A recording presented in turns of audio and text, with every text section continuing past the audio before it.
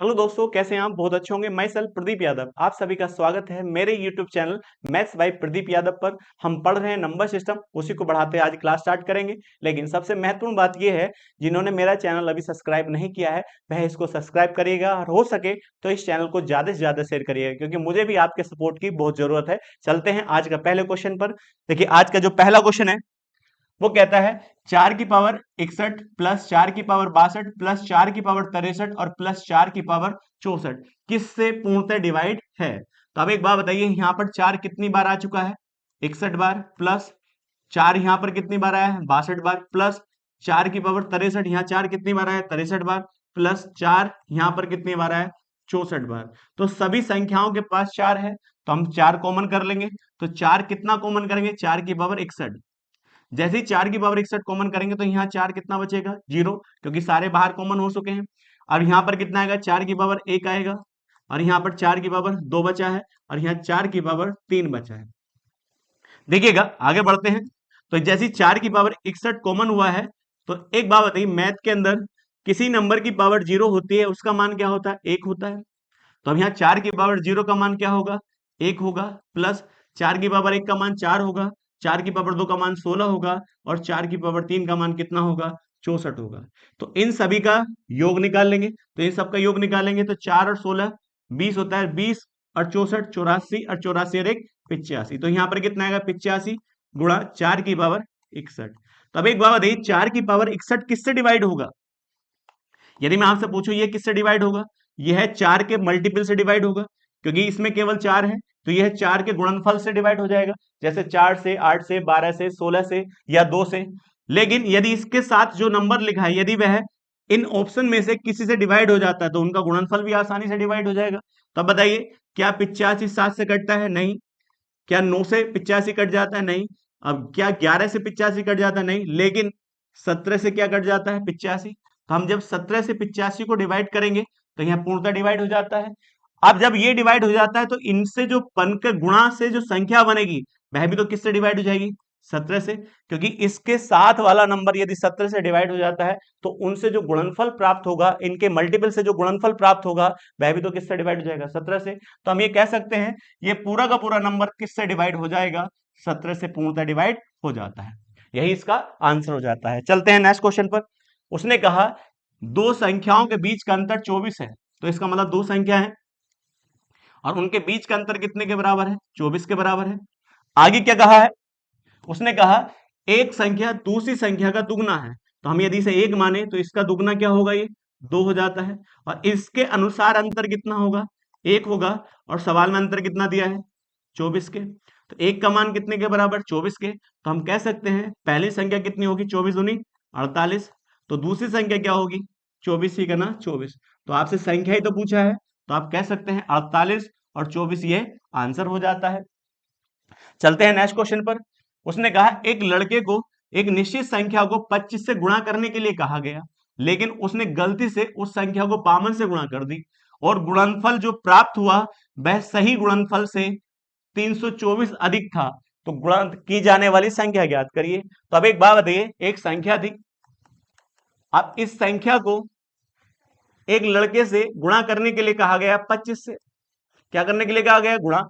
लेकिन उसने 25 से गुणा ना करते हुए इस संख्या को किससे गुणा कर दी? 52 से गुणा कर दी। अब कोई नंबर होगा तभी तो गुणा की गई होगी। तो इसे मान लेते हैं, मान लीजिए सपोज कितना है? x है। तो अब बताइए, x को गुणा करनी थी 25 से, तो सही गुणनफल क्या आता? सही गुणनफल जो हमारे अनुसार आता तो हम कहते 25x आता। लेकिन गुणा किससे हुई है? 52 से गुणा हुई है, तो हम कह सकते हैं गुणनफल कितना आया? 52x आया। अब उसने कहा सही गुणनफल से कितना ज्यादा है? 324 ज्यादा है। तो अब बताइए मेरे अनुसार कितना ज्यादा है? तो 52 आया है, आना चाहिए था 25, तो हम कह सकते हैं 27x ज्यादा है। और सवाल में कितना दिया है? 324 दिया है। जैसे ही हम 27 से भाग करेंगे तो x का मान कितना आएगा? 12 आ जाएगा। x का मान कितना आ चुका है? 12। और x क्या माना था? संख्या मानी थी। तो हम ये कह सकते हैं जिस संख्या को गुणा करना था वह गुणा संख्या क्या होगी? 12 होगी, और यही इसका क्या हो जाता है? सही आंसर हो जाता है। बड़ा अच्छा सवाल है। आगे बढ़ते हैं नेक्स्ट क्वेश्चन पर। उसने कहा दो संख्याओं का योग 15 है और उनके वर्गों के बीच का अंतर 15 है। इसका मतलब दो संख्या है और दोनों संख्या का योग कितने के बराबर था? 15 के बराबर था। अब उसने कहा उन संख्या के वर्गों का अंतर भी कितने के बराबर है? 15 के बराबर है। तो आप जानते हैं कोई नंबर मान लीजिएगा, तो पहली संख्या क्या मान लो x और दूसरी y, और इसी प्रकार से X square minus Y square का अंतर भी कितने के बराबर है? 25, देखिए 15 के बराबर है। आपने फॉर्मूला पढ़ा होगा X square minus Y square, इसको एक बार हम जोड़ सकते हैं और एक बार इसके को हम घटा सकते हैं, ये इसकी वैल्यू इसके बराबर होती है। तो हम इसके स्थान पर क्या लिख सकते हैं? यहां लिख सकते हैं एक्स प्लस वाई और यहां पर लिख सकते हैं एक्स माइनस वाई, और बराबर कितने के? 15 के। तो आप जानते हैं एक्स प्लस वाई का मान आपको दे रखा है 15, तो इसके स्थान पर हम क्या लिख सकते हैं? 15 गुणा एक्स माइनस वाई और बराबर 15। अब जब 15 से 15 कट जाता है तो एक्स माइनस वाई का मान कितना रहेगा? 1 रहेगा। तो अब बताइए हमारे पास दो संख्याओं का जोड़ तो दे रखा था, तो जोड़ कितना दिया था? 15, और उन्हीं संख्याओं का अंतर भी आ चुका है। कितना आ चुका है? 1 आ चुका है। जैसे ही हम इन दोनों को जोड़ते हैं तो एक बाई प्लस का एक बाई माइनस का तो कट जाते हैं जोड़ने पर, तो यहां पर क्या आएगा? 2x आएगा और यहां पर कितना आएगा? 16 आएगा। अब 2 से हम 16 को डिवाइड करें तो x की वैल्यू कितनी आ जाती है? 8 आ जाती है। तो अब एक बात बताओ, इनमें एक संख्या हमारे पास आ चुकी है, 8 आ चुकी है। तो एक बात बताइए, एक संख्या 8 आ चुकी है और दोनों का योग कितना था? 15। तो दूसरी संख्या क्या होनी चाहिए? 7 होनी चाहिए। तो आपसे पूछा गया है निम्नलिखित में से बड़ी संख्या कौन सी है, तो आप बताइए बड़ी कौन सी होगी? 8 ही होगी, क्योंकि दूसरी संख्या क्या है? 7 है, और यही इसका आंसर हो जाता है। चलते हैं नेक्स्ट क्वेश्चन पर। उसने कहा x का न्यूनतम मान ज्ञात करिए ताकि संख्या 9 7 4 6 8 8 और यह स्थान खाली है और 4 किससे डिवाइड हो जाए? 8 से डिवाइड हो जाए। मगर आपको 8 का रूल पता होना चाहिए। 8 का रूल क्या होता है? संख्या के अंतिम 3 अंक, कौन से अंक? 3 अंक किससे कट जाते हैं? 8 से कट जाते हैं। तो पूरी संख्या किससे कट जाती है? 8 से कट जाती है। तो 8 का रूल क्या होता है? किसी संख्या के अंतिम 3 अंक यदि 8 से कट जाए तो वह संख्या पूरी किससे कट जाती है? 8 से कट जाती है। तो अब एक बात बताइए, हमारे पास संख्या क्या थी? 9 7 4 6 8 और 8, और यहां पर क्या है? एक खाली स्थान है, और यहां क्या है? 4, और यह संख्या पूर्णतः किससे डिवाइड है? 8 से डिवाइड है। तो आप जानते हैं जब ये संख्या 8 से डिवाइड है तो लास्ट के 3 अंक किससे कट जाने चाहिए? 8 से कट जाने चाहिए। तो 8 से कटेंगे तभी तो संख्या पूर्णतः डिवाइड हो पाएगी। अब देखिएगा, तो जैसे ही यहां देखिए भाग करते हैं 8 से, तो 8 ही का ना 8। अब यहां पर कौन सा अंक रखें ताकि संख्या पूरी किससे कट जाए? 8 से। तो अब देखिए जैसे 3 रखोगे तो यहां पर 34 हो जाएगा। 34 किससे नहीं कटता? 8 से नहीं कटता। जैसे ही आप यहां 2 रखोगे तो 2 रखिएगा। अब भाग करिए, 8 का ना 8 और 8 तिया 24, तो इसका मतलब लास्ट के कितने अंक? 3 के 3 अंक किससे कट चुके हैं? 8 से कट चुके हैं। मगर 8 से कब कटे? जब यहां पर क्या लाया गया? 2 लाया गया। तो हम कह सकते हैं इस खाली स्थान पर क्या आना चाहिए? 2 आना चाहिए। 2 जैसे ही आएगा तो संख्या किससे कट जाती है? 8 से संख्या कट जाती है। चलते हैं नेक्स्ट क्वेश्चन पर। नेक्स्ट क्वेश्चन क्या कहता है? 961 की पावर 125 को किससे डिवाइड किया जाए? 37 से डिवाइड किया जाए तो शेष क्या आएगा? आज से पूछा है शेष क्या होगा। आप सबसे पहले ये बताइए शेष कितने होते हैं? 2 होते हैं। कैसे? जैसे मैं 7 से 29 को भाग करूं तो आप देखिए 7 जब 29 को भाग करेगा तो 7 चौक 28 होता है। तो आप बताइए जब 29 में से 28 जाएगा तो कितना शेष आएगा? 1 शेष आएगा। अब ये शेष प्लस का शेष है, तो ये क्या कहना चाहता है? ये बताना आपको ये चाहता है जिस संख्या को आप 7 से भाग करना चाहते हैं उस संख्या के अंदर कितना ज्यादा है? 1 ज्यादा है। यदि उस संख्या से 1 निकाल दिया जाए तो पूर्णतः संख्या किससे कट जाती है? 7 से कट जाती है। लेकिन इसी को हम कह सकते हैं किस प्रकार से? 29 से हम जब 7 से 29 को भाग करते हैं, 7 पंजे कितना होता है? 35 होता है।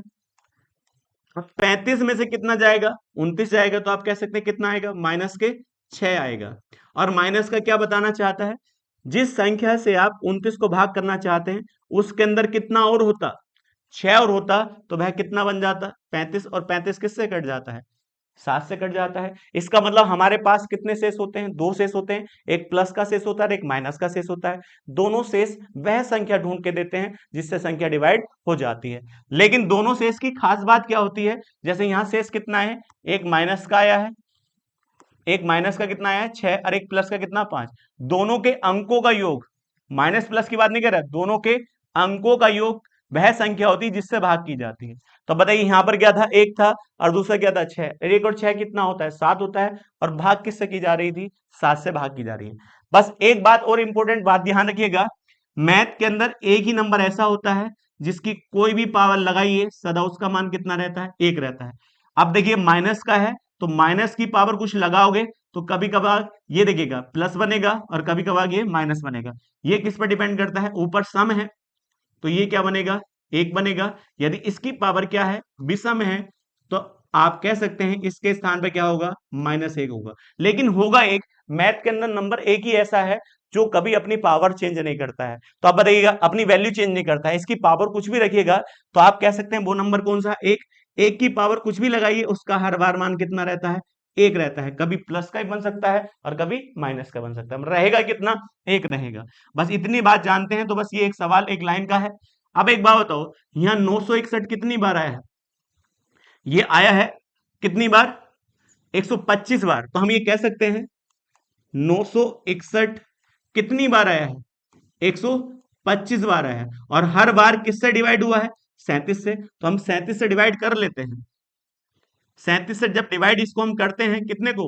961 को। तो अब बताइए 2 बार जाएगा, जैसे 2 बार जाएगा तो यहाँ कितना होगा? 74 हो जाता है। यहाँ बचेगा 2 और यहाँ भी 2 और यहाँ 1। तो अब एक बात बताओ, यदि मैं आपसे कहता हूँ कितनी बार जा सकता है? 6 बार। 6 सत्ते 42 होता है और 6 ती 18 4 22 होता है। तो बताओ जब इसे घटाएंगे तो कितना आएगा? माइनस का 1 आएगा नहीं आएगा? तो माइनस का 1 आया नहीं आया? और माइनस आ जाए, माइनस आ जाता है तो पावर खत्म हो जाती है क्योंकि इसकी वैल्यू सदा 1 होगी, चाहे वो माइनस की हो चाहे वो प्लस की हो। तो जैसे ही हम इसको भाग करते हैं इसको इससे, तो आप कह सकते हैं कितना शेष आएगा? माइनस का 1 आएगा। माइनस का 1 आया और माइनस की पावर कितनी होती है यहां पर? 125। अब जब माइनस आता है तो आप जानते हैं पावर को देखा जाता है सम है या विषम? तो हम कहेंगे विषम है। और माइनस की पावर विषम होती है तो उसका मान सदा क्या आता है? -1 आता है। लेकिन ऑप्शन में तो माइनस का 1 दे नहीं रखा। और आप जानते हैं दोनों शेष का योग क्या होना चाहिए जिससे भाग की जा रही है? तो भाग किससे की जाती है? 37 से। जब यहां पर 1 आ चुका है तो दूसरी संख्या क्या होनी चाहिए? 36 होनी चाहिए, क्योंकि दोनों का योग, अंकों का योग कितना होना चाहिए? 37 होना चाहिए। तो हमारे पास एक माइनस का है तो दूसरा नंबर क्या होना चाहिए? 36 होना चाहिए। तो हम कह सकते हैं इसका आंसर क्या आएगा? 36 आएगा। बड़ा इंपॉर्टेंट क्वेश्चन है, इस तरह के रिमाइंडर के क्वेश्चन पूछे जाते हैं। देखिए आगे बढ़ते हैं। आगे कहा जब किसी संख्या को 119 से विभाजित किया जाता है तो शेषफल 19 प्राप्त होता है। जब उसी संख्या को 17 से भाग किया जाता है तो शेषफल क्या आएगा? तो अब एक बात बताइए, इस तरह का क्वेश्चन सबसे ज्यादा आता है। ये कोई संख्या है, इस संख्या को किससे भाग किया जाता है? 119 से भाग किया जाता है। और जैसे ही 119 से भाग करते हैं तो शेषफल कितना आता है? 19 आता है। अब आगे कहता है उसी संख्या को, संख्या वही है, इस संख्या को भाग किससे किया जाए? 17 से भाग किया जाए तो शेषफल क्या होना चाहिए? और जब इस प्रकार का क्वेश्चन आए तो जिससे भाग लास्ट में की जा रही है उससे पहले वाले शेष को भाग कर दीजिएगा। तो पहला वाला शेष क्या है? 19 है। और 19 से किससे भाग करेंगे? 17 से भाग करेंगे। तो अब बताइए 17 से 19 को भाग करते हैं तो 17 का ना 17 होता है। तो आंसर कितना आ जाएगा? 2। तो आप कह सकते हैं ये शेष किससे होगा? 17 के अनुसार होगा। और यही तो आपसे पूछा था। तो आंसर कितना आ जाता है? 2 इसका आंसर आ जाता है। कोई दूसरे तरीके से करना चाहता है तब भी आसान है। आप एक बात बताओ, यदि मैं आपसे कहता हूं जब 119 से इस संख्या को भाग किया गया था तो शेष कितना आया था? 19 शेष आया था। तो आप जानते हैं पहले भाग की जाती है तभी तो शेष बचता है। तो अब बताओ पहले किसने इस संख्या को डिवाइड किया होगा? 119 को डिवाइड किया होगा। तो 119 से कटने वाली सबसे पहली संख्या क्या होती है? 119 नहीं होती, पहले 0 होती है। सबसे पहले 119 किसको डिवाइड करेगा? 0 को। तो 0 को डिवाइड किया, लेकिन इस संख्या का कितना बचा था? 19 बचा था। तो हम ये कह सकते हैं यहां पर संख्या क्या होगी, 19 होगी। किसी बच्चे को ये प्रॉपर समझाना है तो ये 19 संख्या मान के भाग की गई है। अब इस 19 संख्या को भाग किससे करवाता है, 17 से। तो 17 से जब 19 को भाग करेंगे तो आपका शेष कितना आ जाएगा, 2 शेष आ जाएगा। कितना शेष होगा, 2 शेष हो जाएगा और यही इसका आंसर हो जाता है। लेकिन आपको प्रॉपर एग्जाम में आंसर मानना है, चाहे आप ऐसा करें चाहे ऐसा करिए, कोई फर्क नहीं पड़ता है। चलते हैं नेक्स्ट क्वेश्चन पर। नेक्स्ट क्वेश्चन भी सेम है।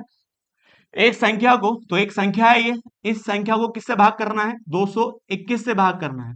और जब 221 से भाग किया तो शेष कितना आया, 30 शेष आया। अब उसी संख्या को 13 से भाग करना है तो शेषफल कितना होगा, जब लास्ट वाली संख्या से पहले वाले शेष को भाग कर दीजिएगा, जो शेषफल आएगा वही शेषफल इसका हो जाएगा। तो जैसे हम भाग करते हैं, 13 से किसको भाग करेंगे, 30 को, तो 13 दूनी कितना होता है, 26 होता है।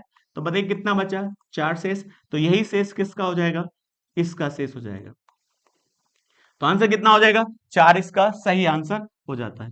इस तरह का क्वेश्चन एग्जाम में सबसे ज्यादा पूछा जाता है, ध्यानपूर्वक करेंगे। चलते हैं नेक्स्ट क्वेश्चन पर।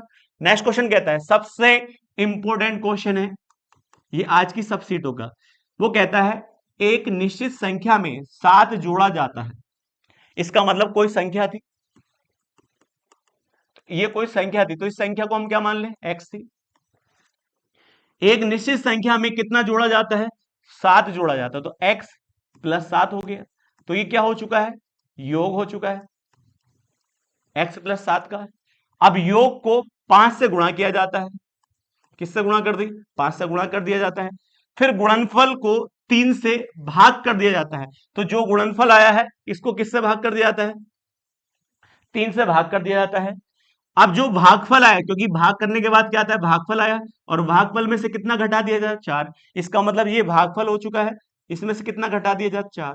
और जैसे ही 4 घटाया जाता है तो परिणाम कितना प्राप्त होता है, 16 प्राप्त होता है।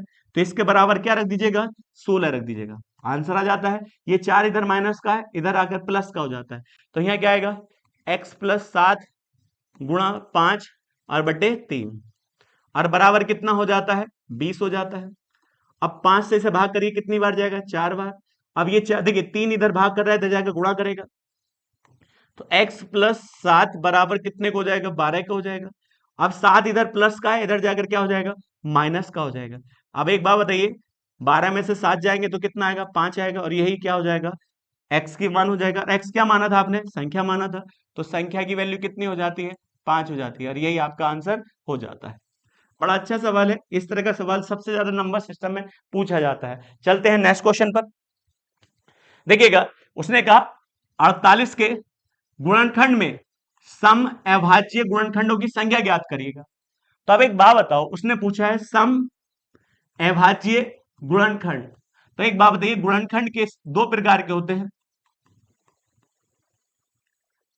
एक तो होते हैं सम गुणनखंड और एक होते हैं विषम गुणनखंड। बस एक ही गुणनखंड ऐसा होता है जो सम होता है, बाकी सारे क्या होते हैं, विषम होते हैं।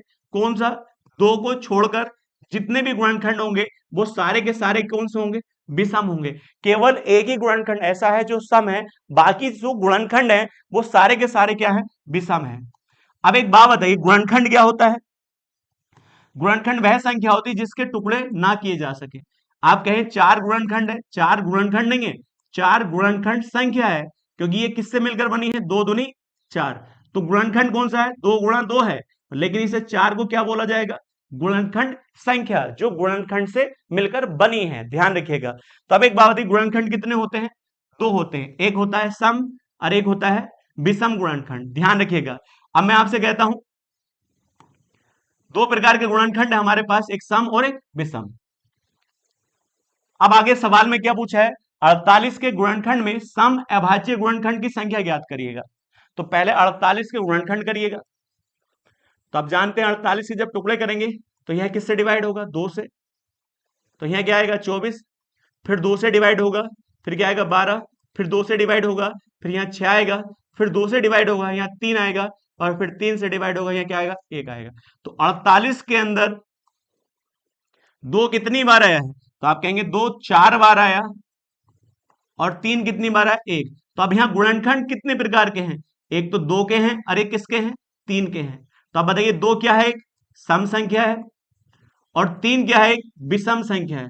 तो आपसे सम गुणनखंड नहीं पूछा है, तुमसे पूछा है सम अभाज्य गुणनखंड। तो इसमें आप कहेंगे सम अभाज्य गुणनखंड केवल क्या है? 2 है, बाकी तो 3 गुणनखंड है। तो 3 कौन सा गुणनखंड है?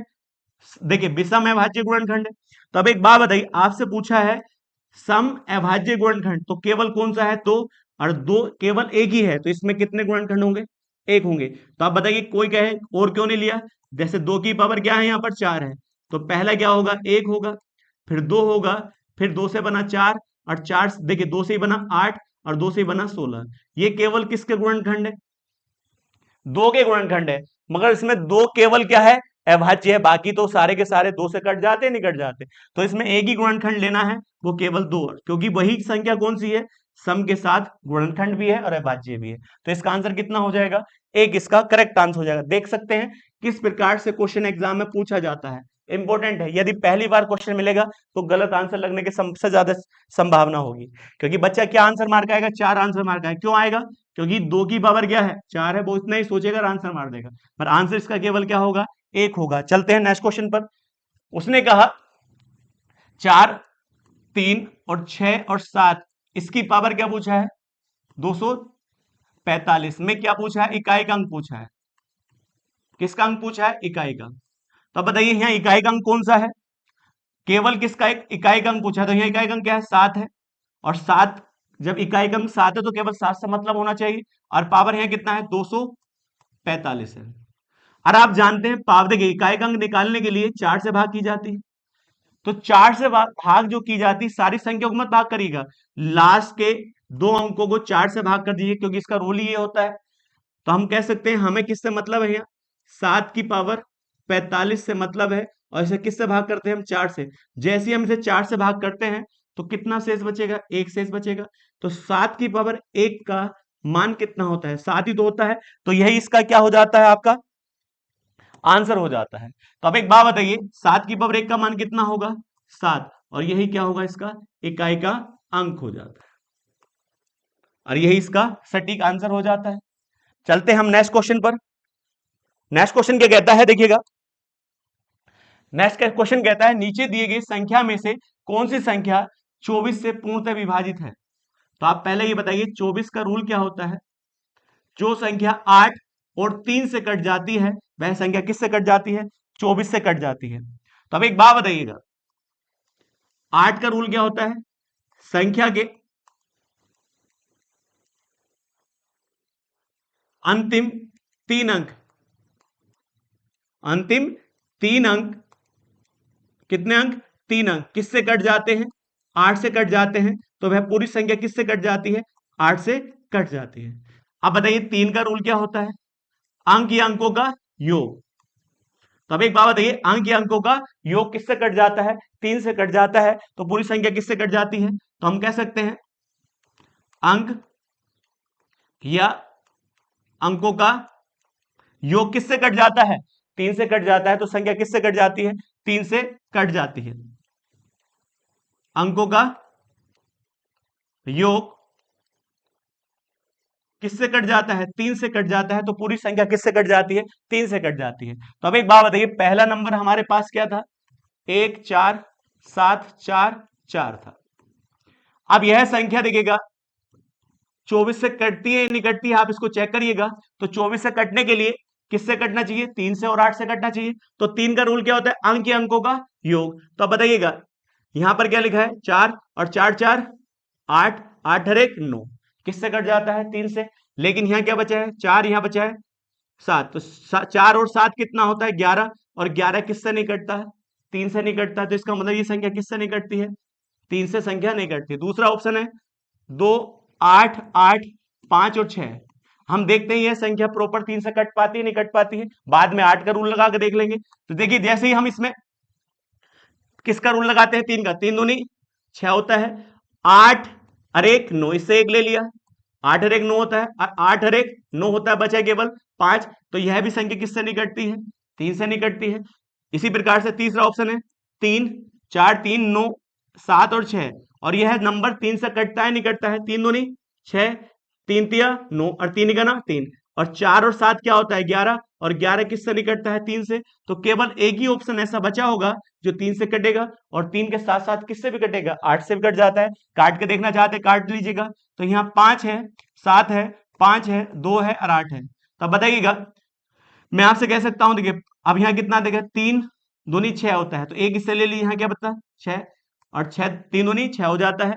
अब मैं आपसे कहता हूँ 8 और 1 9, इससे एक ले ली, एक बचा, और 5 और 1 6, तो ये भी संख्या किससे कट जाती है 3 से कट जाती है, क्योंकि 3 का रूल क्या है, अंक या अंकों का योग किससे कट जाए 3 से कट जाए। अब इसी प्रकार से 8 से भी चेक कर लीजिए, 8 का रूल क्या होता है, लास्ट के 3 अंक किससे कट जाते हैं 8 से, तो लास्ट के 3 कितने हैं इसके 528, और इसे हम किससे भाग करते हैं 8 से भाग करते हैं, तो 8 छंग क्या होगा 48 होगा, तो यहाँ बचा 4, 8 छंग 48, तो ये पूरी संख्या किससे कट जाती है 8 से भी कट जाती है, और यह पूरी संख्या 3 से भी कट जाती है, तो यह संख्या प्रॉपर किससे भी कटेगी 24 से भी कट जाती है, यही इसका आंसर हो जाता है। चलते हैं नेक्स्ट क्वेश्चन पर। नेक्स्ट क्वेश्चन क्या कहता है, एक पार्क में बंदर और मानव के सिर और पैरों की संख्या को गिना जाता है और पाया जाता है कि 54 क्या है सिर है और पैर कितने हैं 48 है। तो एक बात बताइए, बंदर थे और बंदर के साथ क्या है मानव है, अब उनके सिरों को भी गिना जाता है, किसको गिना जाता है सिर को भी गिना जाता है और पैरों को भी गिना जाता है। तो अब एक बात बताइए, बंदर का एक पैर होता है और मानव का भी कितना होता है एक पैर होता है, सॉरी सिर होता है, तो बंदर का भी एक सिर होता है और मानव का भी कितना होता है एक सिर होता है। अब मैं आपसे कहूं पैरों की संख्या गिने जाए तो बंदर की कितनी होंगे 4 पैर होंगे और मानव के कितने होंगे 2 होंगे, लेकिन इनकी संख्या का कितना मान दे रखा है 54, और इनकी संख्या का मान कितना दे रखा है आप कहेंगे 148 दिया है। तो अब एक बात बताइएगा, यहाँ 2 लिखा है और यहाँ कितना लिखा है ऊपर 1 लिखा है, और दोनों की संख्या का योग कितना है 148 है। तो यदि मैं इसे पूरे रेशियो को 2 से भाग कर दूं और इधर भी भाग कर दूं, क्योंकि इधर भाग होगी इधर भाग होगी, तो यहाँ क्या बचेगा 2, और यहाँ बचेगा 1, और यहाँ पर बचेगा आपका 2 से भाग करेंगे 7 दूनी 14, और यहाँ कितना बच जाता है 4। इसका मतलब आप बताइए यहाँ पर 1:1 है और यहाँ 2:1 है। अब दोनों को घटाया जाए तो अब बताइए जैसे ही घटाएंगे तो 1 से 1 कट जाएगा, तो यहाँ क्या बचेगा 1, और यहाँ पर कितना आ जाएगा 20 आ जाएगा। तो 1 का मान क्या आ चुका है 20। अब जब ये कट चुका है तो ये किसकी संख्या होगी बंदरों की संख्या होगी, तो हम कह सकते हैं कि बंदरों की संख्या यहाँ कितनी होनी चाहिए 20 होनी चाहिए, और यही इसका आंसर हो जाता है। चलते हैं नेक्स्ट क्वेश्चन पर। नेक्स्ट क्वेश्चन क्या कहता है, सबसे इंपॉर्टेंट क्वेश्चन है, ध्यानपूर्वक करिएगा। उसने कहा 10 अंकों की संख्या, तो इसका मतलब हमारे पास जो संख्या है वो 10 अंकों की है, 6 2 0 x 9 7 6 22 5 और 2। यह संख्या प्रॉपर किससे कटती है 88 से कटती है। अब आप बताइए 88 से संख्या कौन सी कटेगी, जो 11 से और 8 से संख्या कट जाती है वही संख्या किससे कट जाती है 88 से। तो 11 का रूल क्या होता है आप जानते हैं, संख्या के दो दो अंकों का कितने कितने का दो दो अंकों का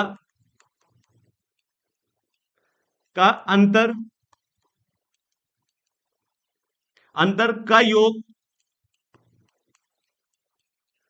किससे कट जाए 11 से डिवाइड हो जाता है, तो वह संख्या किससे कट जाती है 11 से कट जाती है। इसी प्रकार से आप जानते हैं 8 का रूल क्या होता है, तो आप जानते हैं संख्या के अंतिम तीन अंक, कौन से अंक अंतिम 3 अंक किससे कट जाए 8 से, तो वो संख्या किससे कट जाती है 8 से कट जाती है।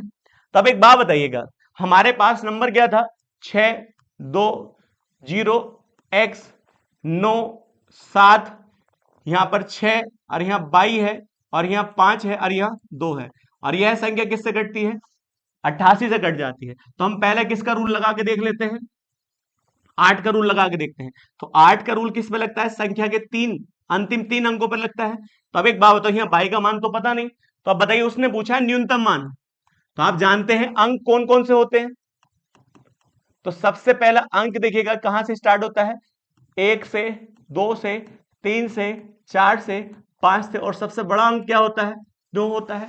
लेकिन उसने पूछा है न्यूनतम मान, तो न्यूनतम मान का मतलब है मिनिमम वैल्यू रखिएगा, तो मिनिमम वैल्यू आप रख के देखिएगा 22 के स्थान पर आप कितना रख के देखिएगा एक रख के देखिएगा, एक रखने से क्या ये 8 से कट जाता है। जैसे ही हम एक रखते हैं तो यहाँ कितना आएगा, कितना आता है, 152 आता है। इसमें भाग करते हैं हम किससे, 8 से भाग करते हैं। तो आप बताइए 8 का ना 8 होता है, बचा कितना 7, और 8 नम 72। इसका मतलब जैसे ही आप बाई की वैल्यू 1 रखते हैं तो यह पूरी संख्या किससे कट जाती है, लास्ट की 3 संख्या किससे कट जाती है, 8 से। तो हम ये कह सकते हैं जब ये लास्ट के 3 अंक 8 से कटे हैं तो पूरी संख्या भी किससे कटी होगी, 8 से कटी होगी, नहीं कटी होगी। चलते हैं, अब जब हमें ये पता चल गया बाई का मान पक्का कितना है, 1 है। अब लगाते हैं हम 11 का रूल। 11 का रूल बड़ा ध्यानपूर्वक लगाइएगा। अब एक बात बताओ, 5 में से 2 घटाइए, क्योंकि संख्या के दो दो अंकों को घटाना है। तो 5 में से 2 घटाइए, कितना आएगा, प्लस के 3। अब बताओ यहाँ 6 है, 6 में से 22 गया तो हम कह सकते हैं 6 माइनस के 22 हो जाएगा। अब 9 में से 7 गया तो आप कहेंगे प्लस के 2 आएगा। अब यहां पर 0 में से x गया तो 0 माइनस का क्या हो जाता है, x हो जाता है। अब यहां पर देखिए 6 में से 2 गए तो कितना आएगा, 4 आएगा, और वो भी किसका आएगा, प्लस का। अब ये अंतर आ चुका है, इन्हें आप जोड़ना है। अब जोड़ेंगे, देखिए यहाँ क्या है, प्लस के 4 और यहाँ प्लस के 2 और यहाँ प्लस के 6 और प्लस के 3। तो 6 3 9 और 9 तो 11 और 11 और 4 15। तो अंकों का योग कितना है, 15। यहाँ भी क्या है, माइनस के x और यहाँ भी है माइनस के 22 है। अब जैसे ही हम देखिएगा माइनस कॉमन करते हैं, x प्लस 22। अब जानते हैं इनका योग, या तो योग किससे बन जाए, 0 बन जाए, या योग क्या बन जाए, 11 बन जाए। तो अब एक बात बताओ, यहां पर कितना लिखा है, 15 लिखा है, तो हम इसका मान कितना रखें ताकि जो अंतर आए वो कितने के बराबर, किससे कट जाए, 11 से कट जाए। तो अब एक बात बताओ, यहां पर 15 है तो इसका मान हम प्रॉपर, क्योंकि हमें न्यूनतम मान लाना है, तो न्यूनतम का मान का मतलब इसका मिनिमम मान रखना है। तो 11 में से देखिएगा 15 में से क्या घटाया जाए ताकि वह क्या बन जाए, 11 बन जाए। और जैसे 11 बनेगा तो 11 से 11 कट जाती है संख्या। तो हम कह सकते हैं 15 में से 4 निकाल दो तो जो आएगा वो कितना बन जाएगा, 11। 11 से जब आएगा तो 11 से कट जाएगा। तो हम कह सकते हैं हमारे पास x प्लस बाई की वैल्यू कितनी होनी चाहिए, 4 होनी चाहिए। और बाई की वैल्यू हमने पहले निकाल ली थी, कितनी होनी चाहिए, 1। तो इसका मान 1 है तो इसका मान कितना होना चाहिए, 3। तो x का मान कितना है, 3, और y का मान कितना है, 1 है। लेकिन आपसे पूछा है X square plus Y square का मान। तो आप बताइए x का मान क्या है, प्लस y का मान भी आपको पता है। तो 3 का मान दिया है x का, तो 3 का स्क्वायर 9 होता है, यहाँ पे क्या आ जाएगा, 1 आ जाएगा। 9 और 1 10 हो जाता है, और यही आंसर हो जाता है। बड़ा इंपॉर्टेंट क्वेश्चन है, ध्यान पूर्वक इसको बार बार देखेंगे ना तो बड़ा आसान आसान क्वेश्चन है, कर सकते हैं, भारी नहीं है। चलते हैं नेक्स्ट क्वेश्चन पर। उसने कहा निम्नलिखित में से कौन सी संख्या 12 से विभाज्य है। तो आप बताइए 12 का रूल क्या होता है, जो संख्या 4 और 3 से डिवाइड हो जाती है वह संख्या किससे डिवाइड हो जाती है, 12 से डिवाइड हो जाती है। तो 4 का रूल क्या है, संख्या के अंतिम 2 अंक, कौन से अंक, अंतिम 2 अंक किससे कट जाते हैं, 4 से कट जाते हैं। तो वह संख्या किससे कट जाती है, 4 से। अब 3 का रूल आप जानते हैं, अंक या अंकों का योग किससे कट जाता है, 3 से कट जाता है। संख्या किससे कट जाती है, 3 से कट जाती है। लेकिन हमें किससे काटनी है, 12 से। तो दोनों से कटेगी तभी 12 से डिवाइड हो पाएगी। तो 4 का रूल बड़ा आसान है, पहले 4 का रूल लगा के देख लेते हैं। तो 4 का रूल देखिए, लास्ट के 2 अंक किससे कट जाते हैं, 4 से। तो ये भी संख्या 4 से कट जाती है, लेकिन ये नहीं कटती है तो ये भी नहीं कट पाएगी।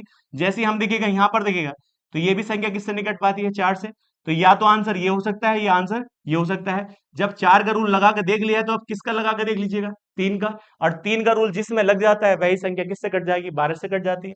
तो अब बताओ यहाँ पर कितना है, 5 4 0 9 8 4 4। आप जानते हैं अंक या अंकों का योग। तो मैं आपसे कहता हूं 5 और 4 9 होता है, और किससे कट जाता है, 3 से। 9 से 9, 9 भी किससे कट जाता है, 3 से कट जाता है। तो अब बताइए 8 और 1, 8 और 1 9 होता है, तो बचा कितना, 3। अब यहाँ 4 बचा है, यहाँ 3 बचा है, 4 और 3 7 होते हैं। और 7 किससे नहीं डिवाइड होता, 3 से डिवाइड नहीं होता। इसका मतलब यह संख्या किससे डिवाइड नहीं होगी, 3 से डिवाइड नहीं होगी। 3 और 4 से कटेगी, ये 4 से तो डिवाइड हुई लेकिन किससे डिवाइड नहीं हुई, 3 से। तो ये 12 से डिवाइड नहीं होने की। अब इसमें लगा के देख लेते हैं, 4 है, 5 है, 1 है, 2 है, 9 है, 8 है, 4 है, यही तो दिया है। तो 4 और 5 9 होता है, 9 किससे कट जाता है, 3 से। 1 और 2 3 होता है। आप जानते हैं 9 भी किससे कट जाता है 3 से, 8 4 12, 12 भी किससे कट जाता है 3 से। इसका मतलब यह संख्या किससे भी कटी है, 4 से भी कटी है और किससे भी कटी है 3 से। और 4 और 3 से कटने वाली संख्या किससे कट जाती है 12 से। तो आप कह सकते हैं यही इसका सही आंसर हो जाएगा। चलते हैं नेक्स्ट क्वेश्चन पर। यह क्वेश्चन तो नंबर सिस्टम में 100% पूछा जाता है। उसने कहा भाजन, देखिए भाजन की समस्या में भाजक जो होता है भागफल का 12 गुना है। तो आप बताइए, पहले भाजक के बारे में पता होना चाहिए। जो भाग करता है उसे हम क्या कहते हैं, भाजक। जो प्राप्त होता है उसे हम कहते हैं भागफल। क्या होता है, भागफल। और जो बच जाता है उसे कहते हैं हम शेषफल। और जिसको भाग की जाती है उसको हम कहते हैं भाज्य। तो अब इसका फॉर्मूला होता है भाजक गुणा भागफल प्लस शेष और बराबर भाज्य। तो बताइए फॉर्मूला क्या होता है, भाजक गुणा भागफल प्लस शेष और बराबर क्या होता है, भाज्य होता है। इस फॉर्मूले का इस्तेमाल करना है इसमें। अब सवाल में क्या कहा गया है, ध्यानपूर्वक करिएगा। सवाल कहता है, देखिएगा भाजक जो है उसका भागफल का कितना गुना है, 12 गुना है। तो हम कह सकते हैं जो भी भाजक है वो किसका, भागफल का कितना गुना है, जो इसकी वैल्यू है उसका ये 12 गुना है।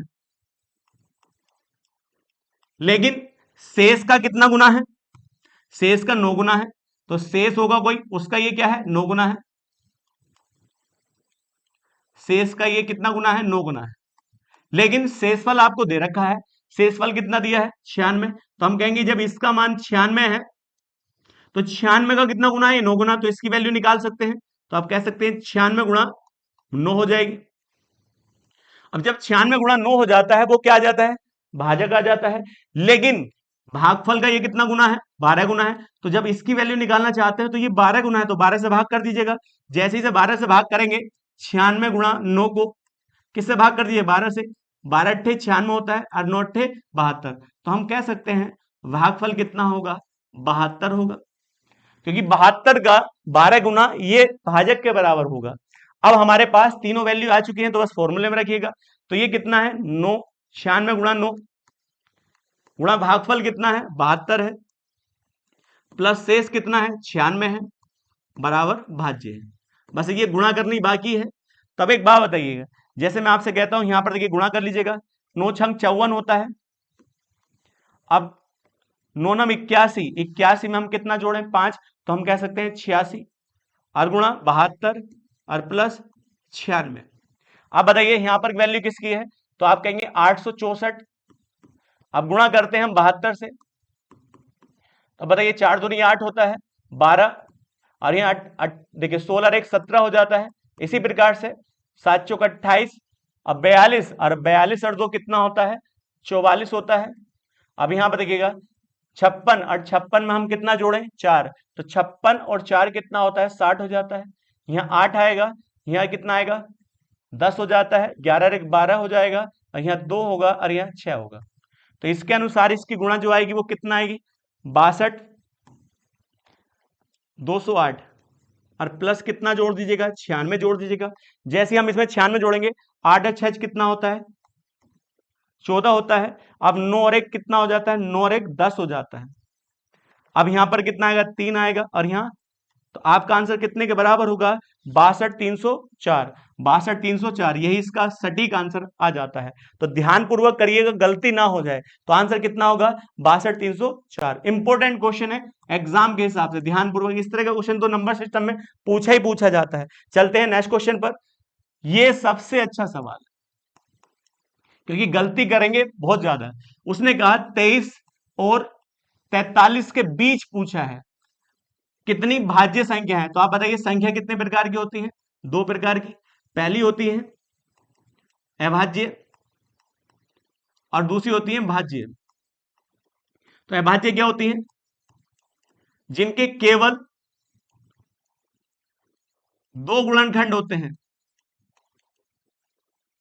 जिन संख्याओं के केवल कितने गुणनखंड होते हैं, 2 गुणनखंड होते हैं, वह संख्या कौन सी होती है, अभाज्य संख्या होती है। लेकिन भाज्य संख्या वो होती है जिनके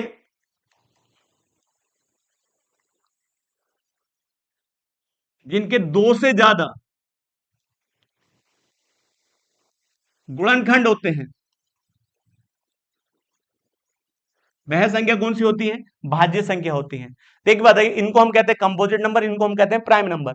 तो एक बात बताइएगा, जिनके केवल केवल दो गुणनखंड, दो से ना ज्यादा हो ना दो से कम हो, उनको हम क्या कहते हैं? अभाज्य संख्या। और भाज्य संख्या क्या होती है? जिनके दो से ज्यादा हो, दो नहीं दो से ज्यादा हो। तो सबसे पहले अभाज्य संख्या क्या आती है? चार आती है। और सबसे पहली भाज्य संख्या क्या होती है? चार। और सबसे पहली अभाज्य संख्या क्या होती है? दो होती है। इनके बारे में जानकारी होनी चाहिए, क्योंकि इन पे प्रॉपर सवाल बनते हैं, ध्यान रखिएगा।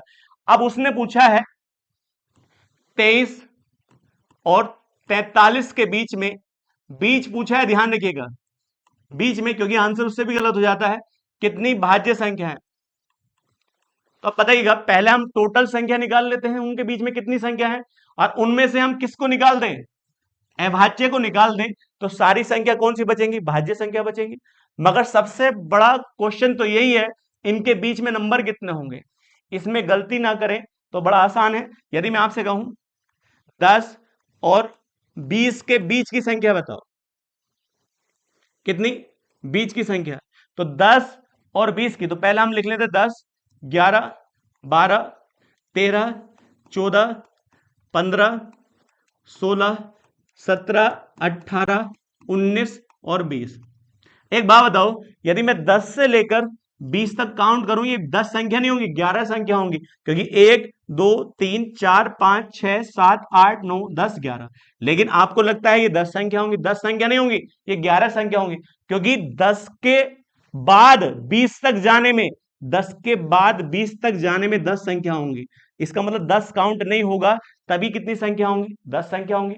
लेकिन उसने पूछा ना 10 लेना है ना 20 लेना है, तो 10 ना लेना ना 20 लेना, तो संख्या बीच में कितनी रह गई? तो ये 11 थी, तो 11 में से 2 घटा दो, तो 1 2 3 4 5 6 7 8 9, तो 9 संख्या बीच में रही नहीं रही। तो आप जानते हैं, इसी प्रकार से हम ये कह सकते हैं, जब हम 23 से 43 के बीच में संख्या लिखते हैं, तो आपको लगेगा 20 संख्याएं ये। कितनी संख्या है ये? 20 संख्या। 20 नहीं है ये, इनके बीच में संख्या कितनी है ये? देखिएगा, यदि मैं आपसे कहता हूं, ध्यान दीजिएगा, यहां पर गलती होने के चांस सबसे ज्यादा रहते हैं।